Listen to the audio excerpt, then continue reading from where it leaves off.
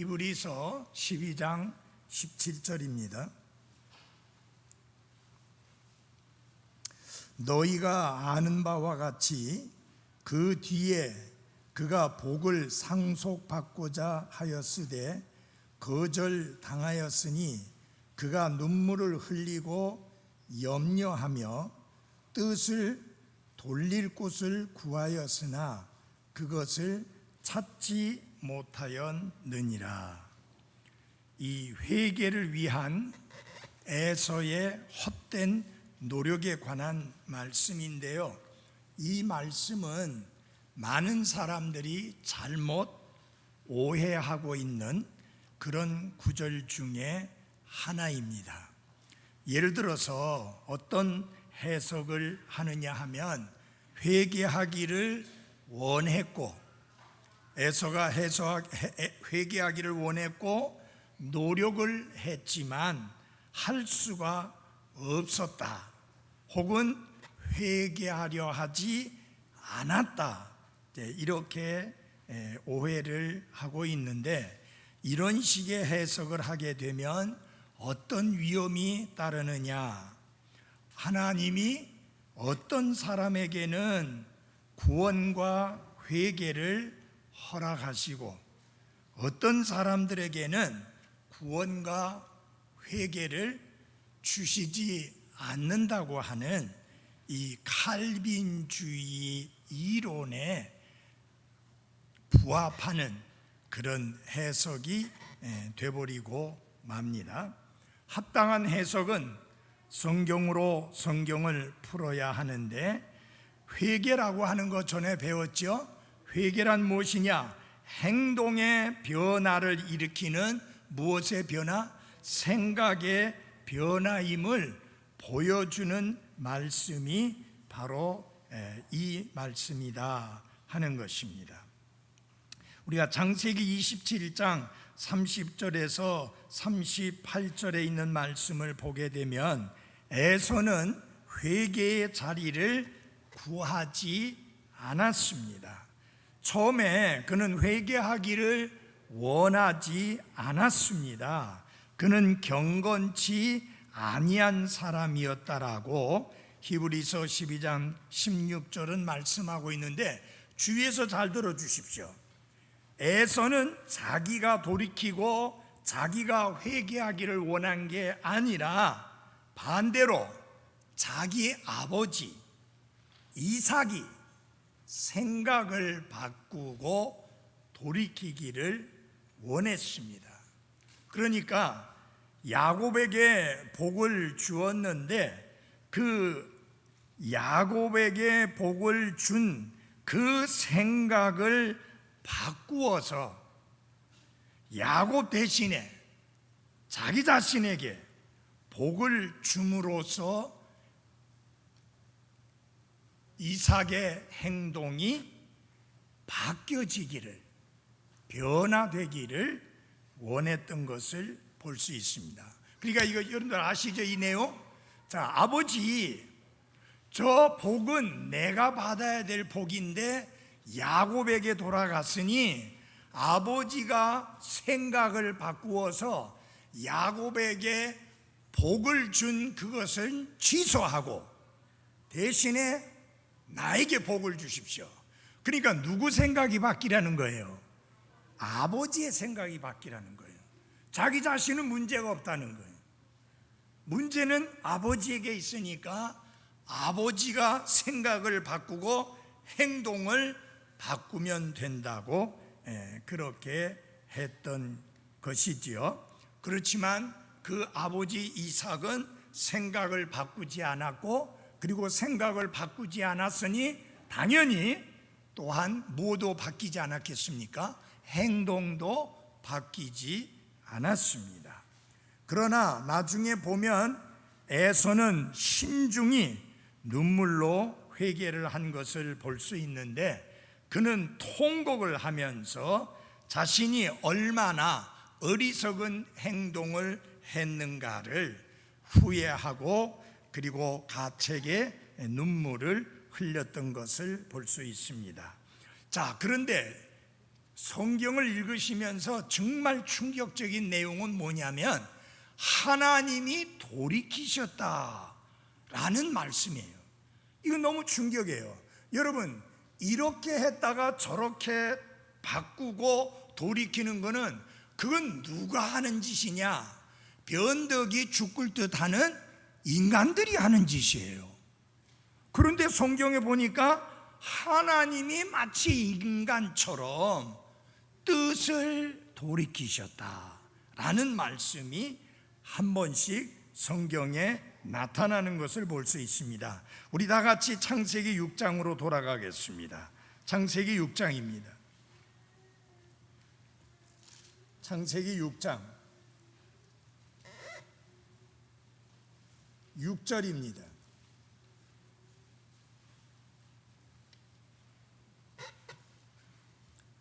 주께서 땅 위에 사람을 만드신 것으로 인해 슬퍼하시며 또 그것으로 인해 마음에 근심하시고, 이렇게 말씀하고 있는 것을 봅니다.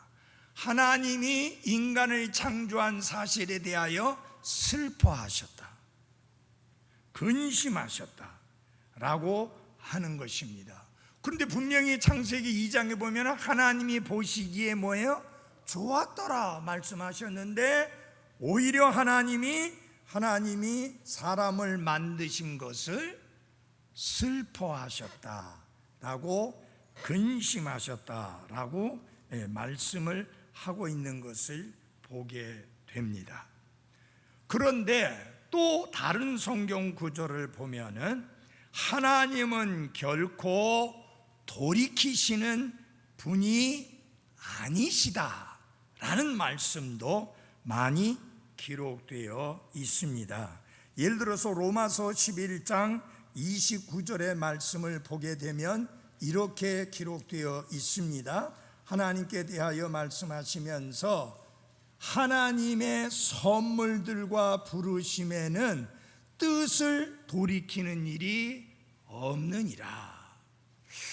아까 창세기 말씀에서는 뜻을 돌이키신, 그래서 슬퍼하시고 근심하시는 말씀이 나왔는데, 이 말씀에 보니까 하나님은 결코 뜻을 돌이키시지 않는다라는 말씀이 나와 있습니다. 그래서 하나님의 돌이키심이라는 말이 언뜻 이해하기가 어려워 보일 수 있는 게 사실입니다. 왜 그러느냐 하면은, 돌이킨다라고 할 때 우리는 항상 무엇과 연관해서 생각하느냐? 죄와 연관해서 생각하게 되고, 그 다음에 구원과 관련해서 생각을 하기 때문에 하나님은 절대로 뜻을 돌이키시는 일이 있을 수가 없다라고 하는 생각을 가지기가 쉽습니다. 그리고 말씀드린 대로 회개라고 하는 것은 행동의 변화를 일으키는 생각의 변화라고 이렇게 말씀을 드렸는데, 자, 이것을 어떻게 하나님께 적용을 해야 할 것이냐 하는 것을 우리가 좀 생각해 보아야 하는 것입니다. 자, 보십시오. 하나님은 불변하시는 하나님이라고 분명히 말씀했습니다. 말라기 3장 6절에 보면 나는 주라 변치 아니하나니 라고 말씀하셨고, 히브리서 1장 12절에서는 주께서는 동일하시다 라고 말씀했고, 또 히브리서 6장 17절에서는 자신의 계획이 불변함을 더욱 풍성히 보여주시려고 하셨다라는 말씀도 했고, 하나님이신 예수 그리스도는 어제나 오늘이나 영원토록 동일하다는 말씀이 나옵니다. 그러니까 하나님은 결코 변치 않으신다, 불변하신다 라는 말씀도 나올 뿐만 아니라 하나님은 사람처럼 돌이키시지 않으신다 라는 말씀도 나와 있습니다. 그런데 성경에 보니까 하나님께서 돌이키신다 라는 말씀이 발견되어지는데, 이 말씀에 대해서는 우리가 어떻게 이해해야만 하느냐라고 하는 것입니다. 자, 하나님이 불변하시다, 절대 변치 않으신다, 변하실 수 없다라고 할 때 무엇과 관련해서 말씀하는 거냐면 하나님의 속성과 관련해서 말씀을 하는 겁니다. 속성이라고 하는 것은 뭐냐면 하나님을 하나님 되게 하는 특성을 말합니다. 인간의 속성하면 인간을 인간 되게 하는 특별한 그런 성질을, 그런 특성을 우리가 인간의 속성이라 이렇게 이야기하는데, 하나님의 거룩하신 속성, 하나님의 속성과 관련해서 볼 때 우리가 여러 가지를 볼 수 있습니다. 하나님은 전능하신 분입니다. 근데 하나님이 전능하시다가 어느 순간에 그 전능하심을 잃어버리는 그런 일이 있는가요? 없습니다. 하나님의 속성은 전지하십니다. 모든 것을 다 하십니다. 근데 어느 순간에 하나님이 모든 것을 다 하시는 게 아니라 어떤 것은 알고 어떤 것은 모르시는 그런 일이 있을 수가 없습니다. 자, 그 다음에 하나님은 편재하시다. 그 말은 온 우주에 가득 차다, 충만하다, 안 계시는 곳이 없이 온 우주에 충만히 계시는 하나님이시다. 그런데 그 하나님이 갑자기 대한민국에는 계시는데 미국에는 계시지 않는 그런 일이 있을 수가 없습니다. 요사이 보니까 코로나 바이러스로 인한 감염자가 미국에서 어마어마하게 많이 나오는 것을 보면 대한민국에는 하나님이 계시는 것 같은데 미국에는 하나님이 계시지 않는가? 어떻게 5만 명 이상, 심지어는 10만 명 가까이 감염자가 나오는데 이게 몇만 명 수준이 끊임없이 지금 계속되고 있습니다. 우리나라는 몇십만 막 나와도 호들짝하고 난리 나고 교회 때문에 이렇게 됐느냐 하면서 또 떠들어대끼고 하려는데, 이상하게 교회에서만 감염자 나오면 난리지게요. 다른 데서 나온 것은 언론이 살짝 지나가는데 교회에서 감염자 나오면 온 언론이 떠들고 난리를 지기고 있어요. 수만 교회 중에서 그 조그만 어떤 교회에서 몇 명 나왔다고 난리를 지기고 있어요. 자, 하나님은 온 우주에 충만하신 분입니다. 하나님은 거룩하신 분입니다. 하나님은 그분의 속성이 사랑입니다. 그런데 하나님이 어느 순간에 사랑을 포기하고 미움으로 바꿔주실 수 있나요? 있을 수가 없습니다. 하나님은 진실하신 분입니다. 그런데 어느 순간에 갑자기 그분이 거짓되게 될 수 있는가요? 없어요. 그런 면에 있어서 보면 하나님은 불변하시다 라고 하는 말씀입니다. 그래서 우리가 요나서 3장 9절, 10절, 4장 2절의 경우를 보게 되면은 하나님께서 뜻을 돌이키사라는 말씀이 나오는데, 이게 누구하고 충돌한 내용이냐면 요나하고 충돌한 내용이에요. 하나님이 요나에게 말씀하셨습니다. 니느웨라고 하는 도시에 가서 그 사람들에게 하나님의 심판을 경고하고 회개하고 돌이키도록 말씀을 선포하라. 처음에는 도망쳤지만 순종해서 가서 말씀을 선포했습니다. 분명히 하나님이 어마어마한 재앙을 내리겠다고 말씀하셔서 요나도 가서 열심히 그 말씀을 선포했는데 하나님이 뜻을 돌이키신 거예요. 그리고 심판을 안 하시는 거예요. 재앙을 내리시지 않는 거예요. 그러니까 요나가 열받았어요. 하나님 왜 이랬다 저랬다 합니까? 하나님 분명히 재앙을 내리신다 했으면 재앙을 내리셔야 되는 게 맞지 않습니까? 여러분, 하나님 이랬다 저랬다 한 게 아니에요. 여러분, 회개하면 하나님은 용서하시는 하나님이십니다. 그러면 그 니느웨 도시 사람들이 회개했으니까 뜻을 돌이키지 않는 게, 용서하시고 재앙을 내리지 않는 게 그분이 불변하시는 하나님이시지, 회개해도 재앙을 내린다면 그분의 속성이 뭐가 무너지느냐? 그분의 거룩하심이 무너지는 거예요. 그분의 사랑이 무너지는 거예요. 그래서 우리가 아셔야 됩니다. 심판에 대하여 하나님이 돌이키셨는데, 그렇다고 해서 하나님이 더 이상 전능하시지 않는 하나님이 되셨습니까? 아닙니다. 그분이 지금도 그 도시들을 심판하실 수 있는 능력을 가지고 계시지만 그들이 회개했기 때문에 재앙을 내리지 않으셨을 뿐입니다. 여러분, 회개함으로 인하여 하나님이 재앙을 내리시지 않는 게 하나님의 속성에 맞는 거 맞죠? 아니, 무슨 회개하라고 선포해놓고 회개했는데도 심판하시고 재앙을 쏟아 부은다면 그건 뭐예요? 그러면 회개하라는 말은 왜 선포하게 했고 왜 그 말씀을 전하게 했습니까? 당연히 그들이 회개했을 때 하나님이 재앙을 내리지 않는 게 그분의 속성이 변치 않으셨다는 것을 보여주는 것입니다. 자, 하나님께서 더 이상 거룩하지 않게 되었습니까? 그 죄 많은 도시를 심판하지 아니하고 재앙을 내리지 아니하심으로 말미암아 하나님이 더 이상 거룩하지 않게 되었습니까? 아닙니다. 그분의 거룩하심은 한결같습니다. 그것은 무엇이냐? 회개치 않을 때는 그 거룩하심이 심판하고 재앙을 내립니다. 그러나 회개하고 돌이킬 때 용서하고 심판하지 않는 게 하나님의 거룩하심입니다. 여러분, 우리가 하나님 앞에 죄인임을 회개하고 예수님을 구원자와 주님으로 받아들였을 때 하나님이 우리를 용서해 주시고 구원해 주셨습니다. 그러면 하나님이 그분의 거룩하심을 포기했기 때문입니까? 그분의 의로우심을 포기했기 때문입니까? 아니요. 그분의 의로우심과 그분의 거룩하심은 그대로 변치 않는 상태에서 하나님은 우리를 용서하시고 구원해 주셨습니다. 왜? 회개했기 때문입니다. 하나님의 약속은 뭐예요? 회개하고 돌이키면 용서하시겠다는 거예요. 그게 그분의 성품이에요. 그게 그분의 속성이에요. 그런데 회개도 심판하고 회개도 재앙 내리고 회개도 지옥 보내고 그러면은 하나님의 거룩하심에도 안 맞고 하나님의 의로우심에도 안 맞고 하나님의 사랑에도 안 맞고 하나님의 공의로우심에도 안 맞습니다. 자, 하나님께서 더 이상 사랑의 하나님이 아닙니까?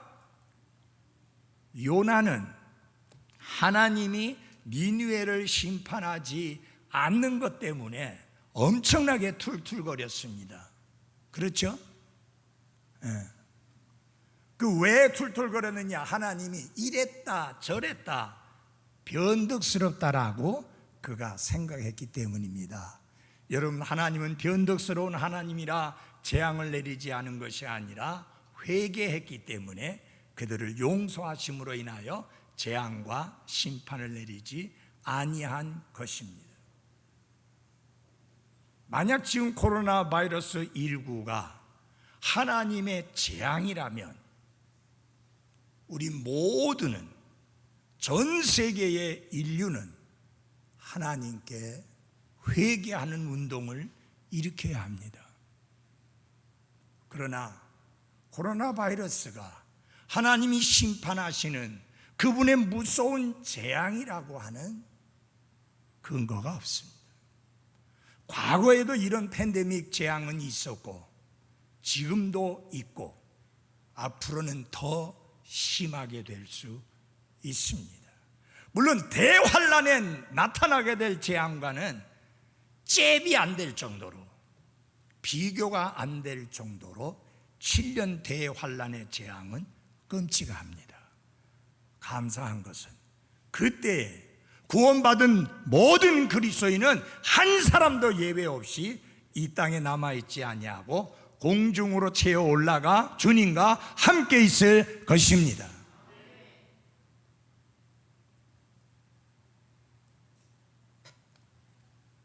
자, 하나님의 돌이키심은 그분의 불변하는 사랑이 작동하신 것이었고, 또 창세기 6장 6절 7절에 따르면 그분의 돌이키심은 그분의 불변하는 거룩하심이 작동하신 겁니다.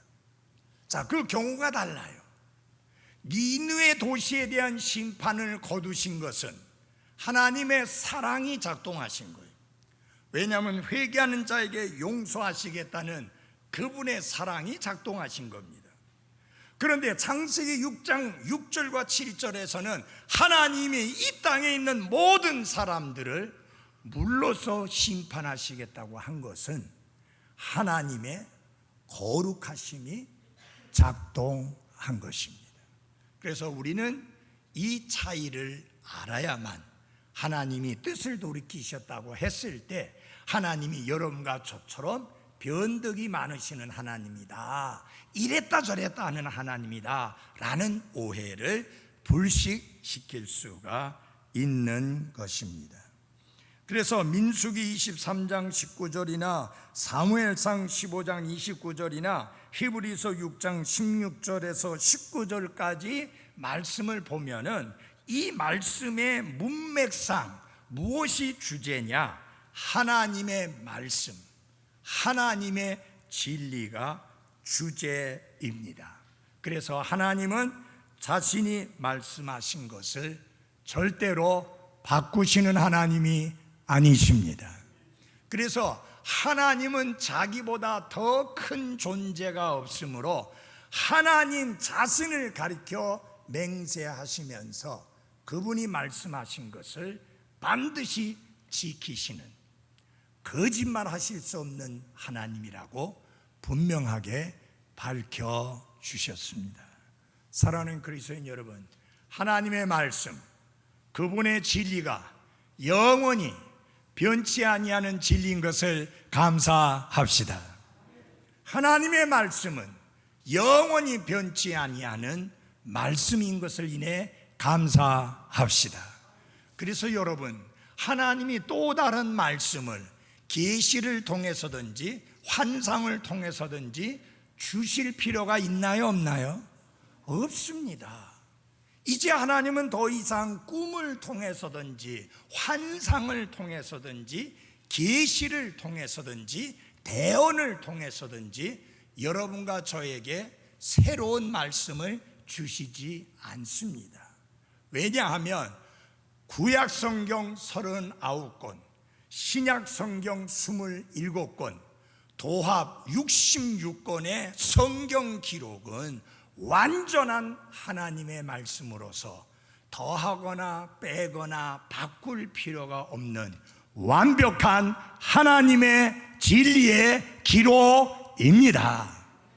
이 말씀을 바꾸거나 빼거나 더할 만한 권위와 자격을 가진 자가 이 땅에 한 사람도 없습니다. 그러므로 더 이상의 계시도 없고 더 이상의 대언도 없고 더 이상의 꿈도 없고 더 이상의 환상도 없고 오직 우리 손에 주어진 완벽한 하나님의 말씀만이 있을 뿐입니다. 그래서 목사가 강대상에서 설교할 때 그는 대언하는 게 아닙니다. 왜? 하나님이 더 이상의 대언을 주시지 않기 때문입니다. 만약 하나님이 새로운 대언을 주신다면 이 성경은 66권으로 끝나지 아니하고 계속 늘어나야만 합니다. 그래서 여러분, 하나님이 저에게 대언을 주시어서 그 대언을 여러분에게 선포하는 거 아닙니다. 저는 이미 주신 대언의 말씀, 성경 기록에 기록된 이 말씀을 풀어서 여러분에게 선포할 뿐입니다.